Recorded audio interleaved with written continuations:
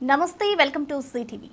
విజయవాడలో బీసీ సంక్షేమ సంఘం రాష్ట్ర అధ్యక్షుడు కేసన శంకర్రావు 70వ పుట్టినరోజు వేడుకలు గాంధీనగర్ శ్రీరామ ఫంక్షన్ హాల్లో ఘనంగా జరిగాయి. సమావేశంలో పలువురు బీసీ నాయకులు ఆయన సేవలను కొనియాడారు.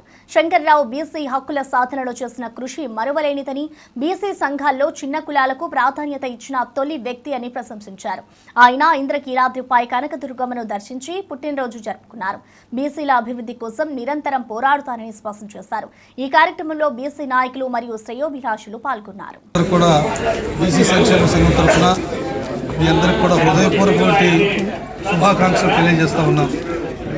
ఈరోజు విజయవాడలో బీసీ సంక్షేమ సంఘం ఉద్యోగస్తుల అధ్యక్షుడిగా మూర్తి గారి అధ్యక్షతన ఈరోజు 69 నుండి 70 సంవత్సరాలు ప్రవేశించిన సందర్భంగా మొట్టమొదటిగా అమ్మవారిని దర్శనం చేసుకుని తదనంతరం మరి యొక్క కమ్యూనిటీ హాల్లో జన్మదినోత్సవ వేడుకల్ని మిత్రబృందం అంతా కూడా చాలా బ్రహ్మాండంగా జరపడం జరిగింది. వివిధ కుల సంఘ నాయకులు, వివిధ ప్రజాసంఘ నాయకులు అందరూ కూడా హాజరయ్యి ఈ కార్యక్రమాన్ని ఎంతో రంగరంగ వైభవంగా జరిపిన వారందరూ కూడా హృదయపూర్వక ధన్యవాదాలు తెలియజేస్తూ ఉన్నాం. నా జీవిత లక్ష్యం జాతీయ స్థాయిలో ఓబీసీలకి కులగణాంకాలు జరగాలని, ప్రతి 10 సంవత్సరాలకి ఎస్సీ ఎస్టీ సోదరులకి ఏ విధంగా జనగణన జరుగుతూ ఉందో దేశవ్యాప్తంగా కులగణాంకాలు కూడా జరపాలని ఒక ప్రధానమైనటువంటి డిమాండ్తో గల్లీ నుంచి ఢిల్లీ వరకు కూడా అనేక ఉద్యమాలు పోరాటాలు చేసేటువంటి సందర్భం మీ అందరూ కూడా తెలియజేస్తూ ఉన్నాం.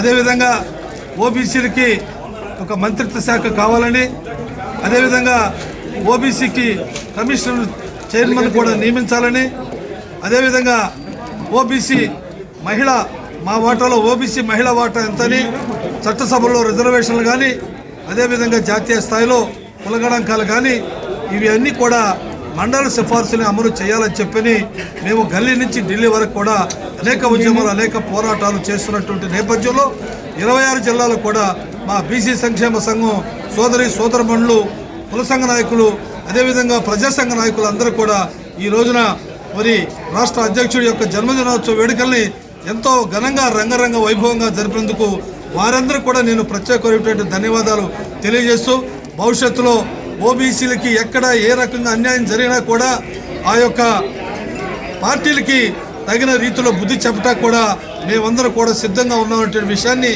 తెలియజేస్తూ, భవిష్యత్తులో బీసీలు జోలుకు వస్తే మాత్రం ఏ రాజకీయ పార్టీ కూడా మనుగడ ఉండదు అనేటువంటి విషయాన్ని మీ ముందు నేను తెలియజేస్తూ, భవిష్యత్తులో రాజకీయాలకు అతీతంగా కుల మతాలకు అతీతంగా మరి సమాజమే దేవాలయం, ప్రజలే దేవుడు అనేటువంటి స్ఫూర్తితో ఈ రాష్ట్రంలో ఉన్నటువంటి బలహీన బడుగు వారి సంక్షేమం కోసం నిరంతరం కూడా పోరాటం చేయటానికి సిద్ధంగా ఉన్నానని చెప్పని మరి తెలియజేస్తూ సెలవు తీసుకుంటున్నా. జై హింద్, జై పూలే, జై భీమ్.